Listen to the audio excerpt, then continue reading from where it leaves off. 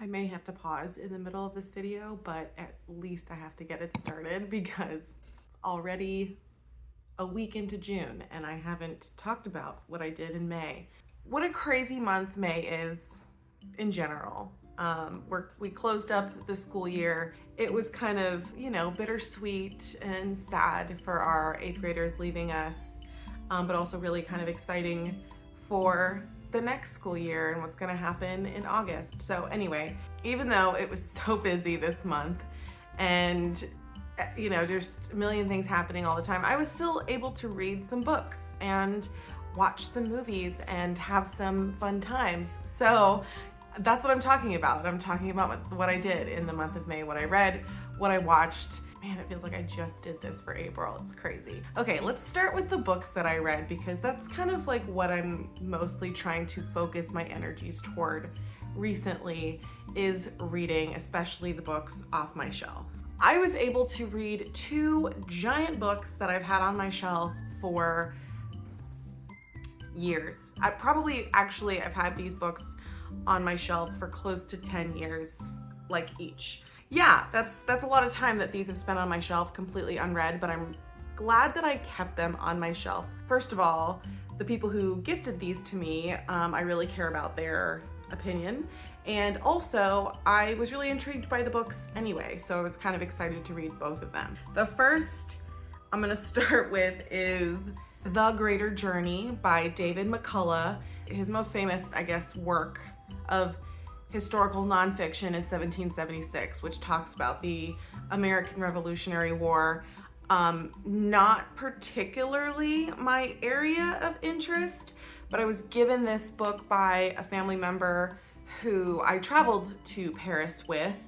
And I remember learning about all of the literary characters in America going and migrating to Paris as a part of their creative journey. So I thought that that's what this was gonna be about. I went into this with that expectation and I was completely wrong, which did enter the first disappointment, which was I learned that this book was not about the era that I was thinking it was about. It's about the American Civil War, Americans going to Paris before and after and during the Civil War and kind of how it affected not only American politics and American art and stuff like that, but also how Paris and French culture influenced American art and medicine and politics and all of that stuff. Despite going into this with the wrong expectations, I did enjoy bits and pieces of it. I really didn't think that I was going to enjoy the chapter on medicine and the medical boom that happened in Paris and subsequently in America. He did go into a lot of gory detail about surgeons and what they did and how they treated patients and how absolutely bonkers that was. But I thought it was going to be more literary than it was. There was a lot more art and painting, and there was a chapter on scientific invention there, and then the medicine people, and then the politics people.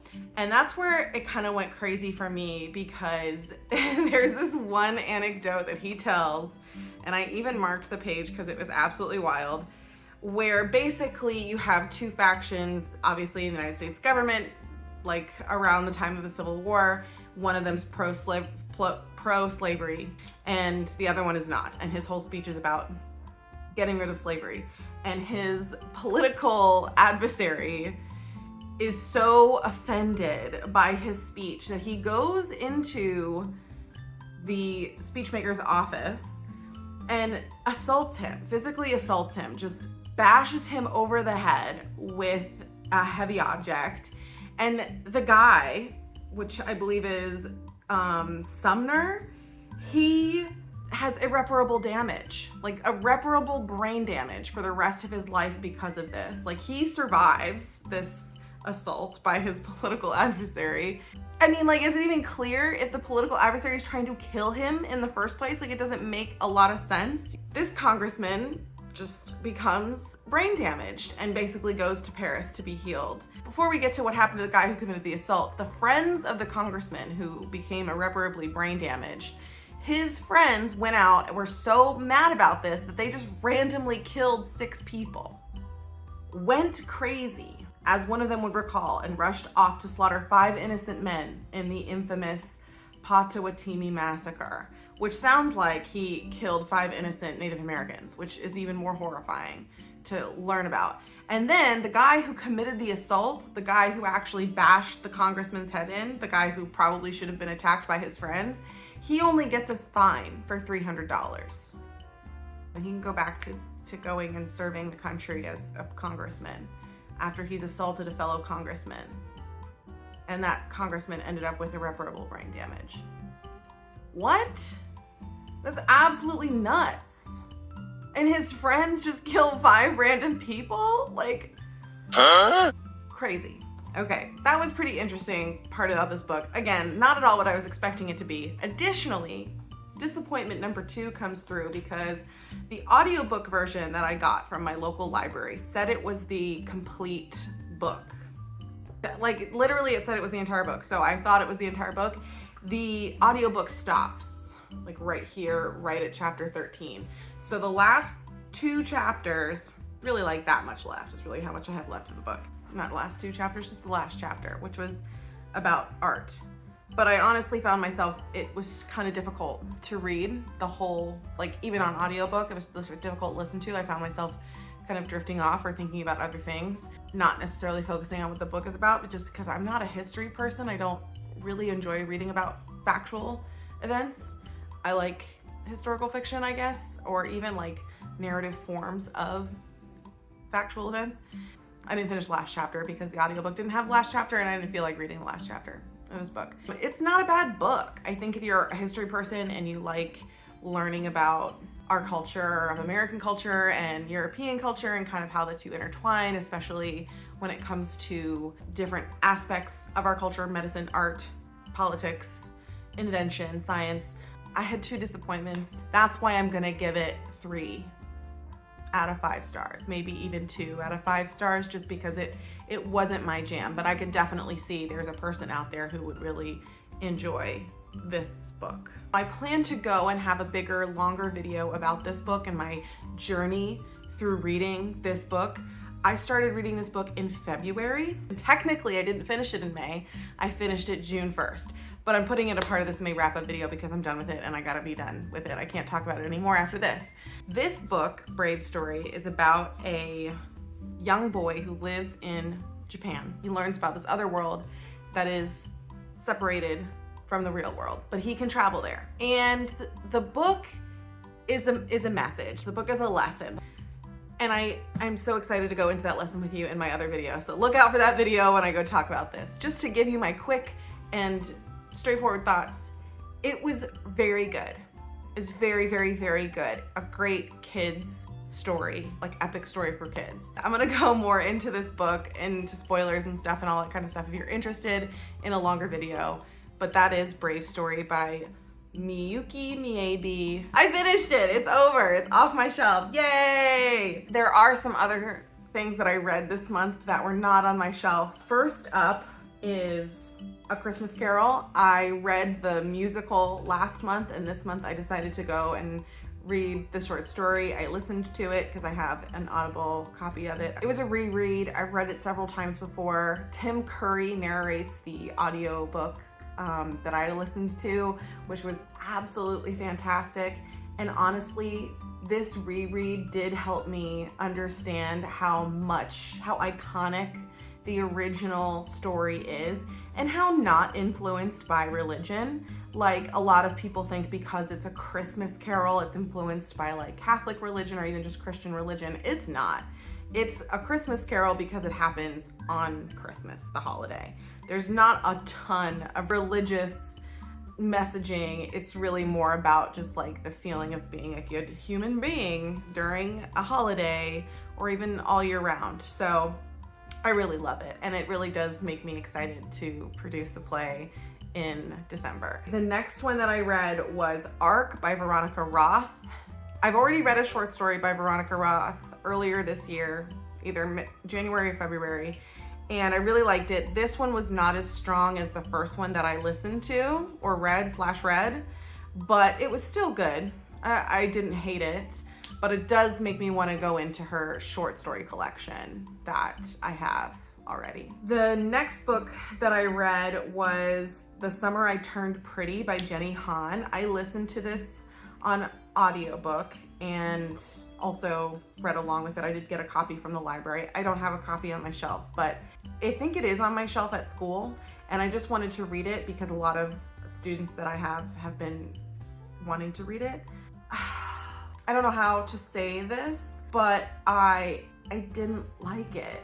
I really, really didn't like it. I've heard such great things about To All the Boys I Loved Before. I've heard so many great things about this book, and I didn't like it at all. I don't even know if the teenage version of me would like it. The main character is, I think the whole time she's extremely self-centered, and like there's like this mystery of like what's going on with the people, with her friends and her family.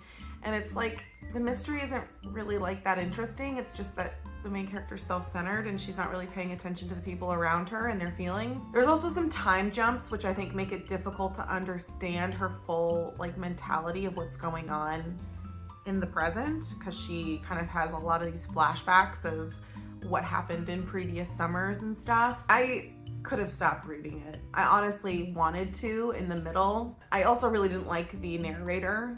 I really didn't like the narrator. It added to my hatred of this book. Just every time she said something, it was almost like she was about to laugh.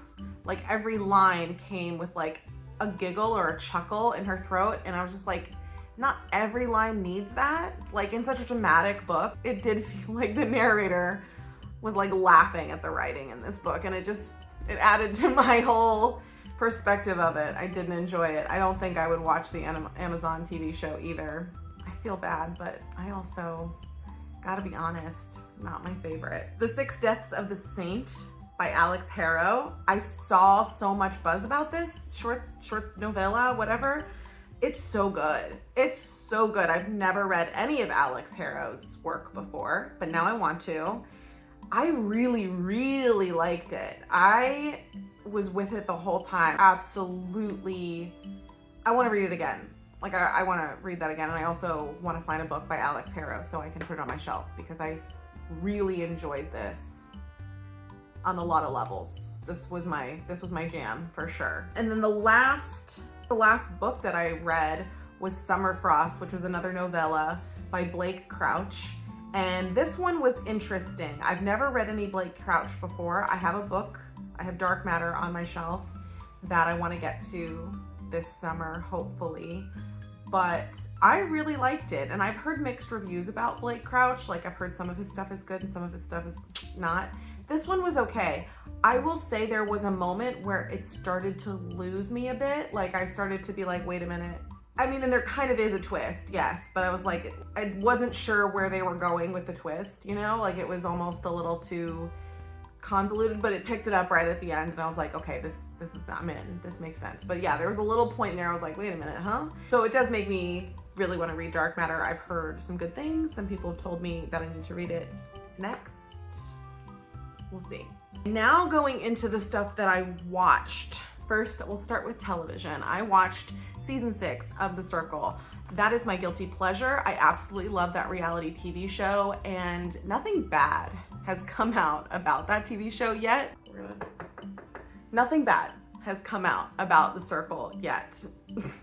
Doesn't mean that they won't, or at least I don't think they have.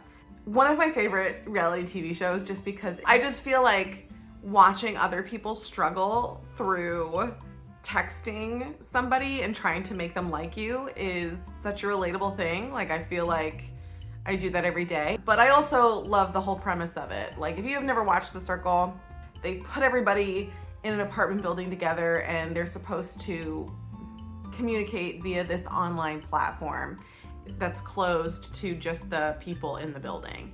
And they communicate with each other via text messages and private messages through text. But the whole point is that some of them might be pretending to be someone that they're not. They might be catfishing.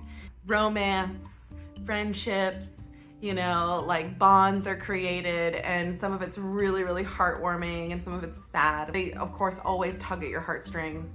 This current season of The Circle was good. It felt shorter than the ones I've seen in the past. It felt like in the past they brought more people on. In past seasons, like after people were eliminated, sometimes they would bring more people on. And this season felt shorter because this season felt more catty, more like harder to like break into than previous seasons. I'm not sure why. I don't know like what was different about this season, but it definitely felt like there was a lot more animosity toward people for silly reasons, I guess, in my opinion. The other movie that I watched was Rebel Moon Part 2. I watched the first one when it came out last year, and this one was better. It had more action, I would say. There's a lot to suspend your disbelief about when it comes to Rebel Moon. The one thing I will say is that all of the main characters have really thick plot armor. None of them die. Wait, no, I'm pretty sure none of them die. There you go. Do they? Don't they? Who knows? She can't remember a single detail about any movie whatsoever. Moving on, I watched 3 movie musicals this May. The first was West Side Story, the original, and there's no denying how amazing the original is. The dance and the cinematography and the colors used in it are just so good. Creates such a great atmosphere for the like original musical, Broadway musical. And the story is just amazing. It's good. When you know what you're watching, it's good. The other one that I watched was Annie, the new version, not the original, the 2019 with Jamie Foxx and Cameron Diaz. I liked it. I liked the change that they made with Miss Hannigan and the other guy, Mr. Easy Street. I do like the change that they did with that. I thought that was a nice modern addition to the story. Also, Jamie Foxx is always great. The music was okay. I feel like it falls into this trap of like new movie musicals where the music doesn't seem to fit as often or as seamlessly into the story as I feel like older musicals have. Still very good. And the last movie musical that I watched was Hairspray, the 2007 version with John Travolta. And Amanda Bynes was also in this movie, which I thought was really interesting. I didn't realize that she was still active until 2007, but I still really enjoyed her in this movie. I enjoyed Zac Efron. I enjoyed Christopher Walken. I enjoyed a lot of the actors in this movie. I did not enjoy John Travolta. I don't think I've ever enjoyed John Travolta in this movie. He's funny. He looks funny in drag. But there's so much more to that character than just the fact that she's in drag. Like, there's so much more to her being funny than just the fact that she's clearly a man dressed up as a woman. It's a great movie musical. It's a great musical. Out of all of the musicals that we watched, Hairspray was the favorite among them. They were singing the songs, doing the dances after we finished watching it, so I would say it was definitely a success. That's what I watched and read in May.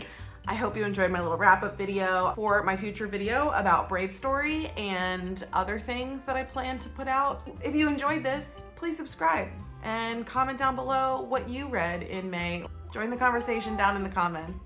And I will see you in the next one. Have a great day. Bye.